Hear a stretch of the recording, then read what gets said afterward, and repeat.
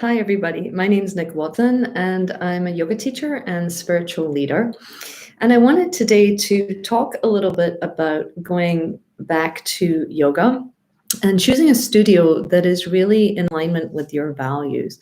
So I live in the Northeast. I'm near New York, and we are just starting to go back into yoga studios. And I was reflecting on how each studio has its own personality. And when you're choosing a yoga studio, if you are a seasoned practitioner or you're just a beginner, it's important that you look for values in your studio that are reflective of where you want to go in your spiritual journey.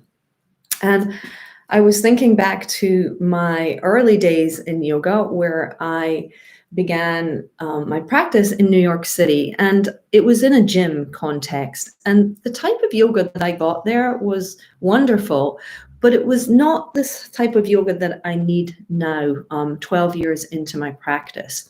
And there was almost, I want to call it like the Equinox Anonymous feel, whereby I was entering into a gym membership very much as a number and as someone for them to make money with, And as my own path has developed, right, I want to ensure that and guide others towards finding a studio that really is reflective of where you want to go, because the studio is the way to find community and to find the teachings that you might be looking for. So I'm now in Montclair in New Jersey, and my, I would call it my primary yoga studio, Jaipur Yoga, is just starting to open up. It's one of my favorite studios to teach at because it has a high spiritual component, right? Even from the aesthetic of the surrounding space, there's things there that are from a vibrational point of view, are highly charged and feel very a higher vibration in the studio itself. And it's almost like it's my little temple.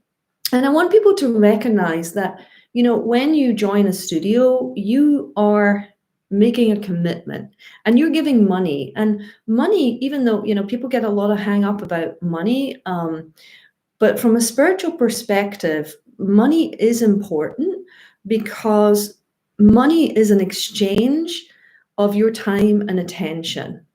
So you have given your time, which is limited in this human form, and your attention, which is also limited, to a job, and you have created some money. That money holds value. It is part of your essence that has been given to that job.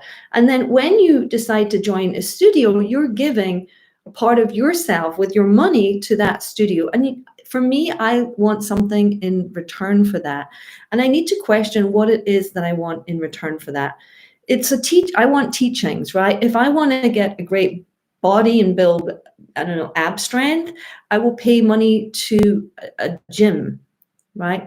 If I want teachings that are going to lift me higher in my consciousness, I'm going to go to a studio where the teachers are well versed in the yogic teachings and the philosophy. And if I have some injuries, then I want to make sure that the studio that I'm investing in, and I use that word investing carefully, is going to fit my needs. So it's important when you're going back into studios. And I think that if you've been practicing from home, I think going back into the studio is great because it gives a sense of community that, quite frankly, Zoom has been great, but there's a village created. And I want to say this because oftentimes those big flashy studios look really appealing and they have amazing offers, but you may end up being just like another number in their book. So I'm inviting people to consider and check out some local studios. There may be new studios popping up that have come about as the reshuffling in the yoga world has happened. And just, check them out. Ask if you can take a class.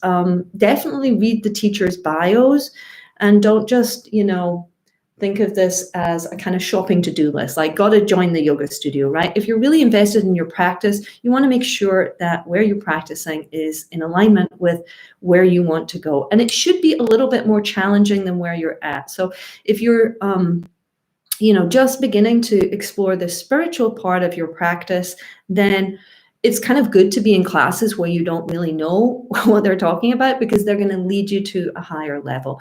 If you're a kind of false beginner, go to classes that are a little bit more advanced, not crazy advanced, but just a little bit more, so that you are stretching yourself and up leveling yourself.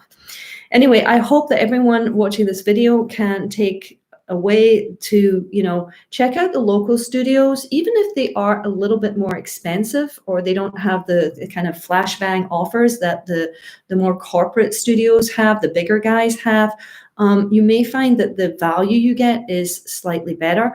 Look at the surroundings of the studio, actually go there, don't do it online, go check it out and see if it feels comfortable to you. And then maybe take a class if you can. If the studio has the hybrid model, maybe you can take an online class and then go in person.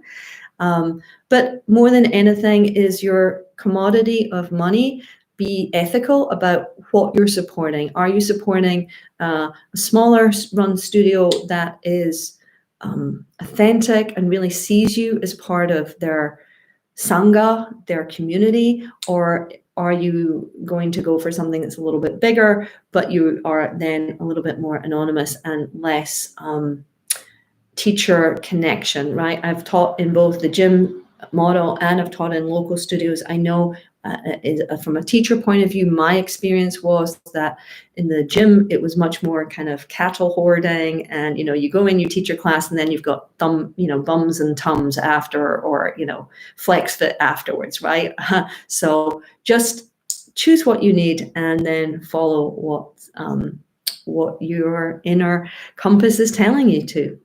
Thanks for listening, and I'll be popping into YouTube regularly to give you some more tips and tricks on finding your path. If you want to sign up to my newsletter, then please go to nickwatson.me. I'm also on social media. You can join through Instagram, and in my weekly newsletter, I give information around the subjects that really I'm passionate about, which is higher spiritual teachings, energy work, yoga, polarity therapy, and Ayurveda. And I hope that you can become part of my community. Thanks for listening.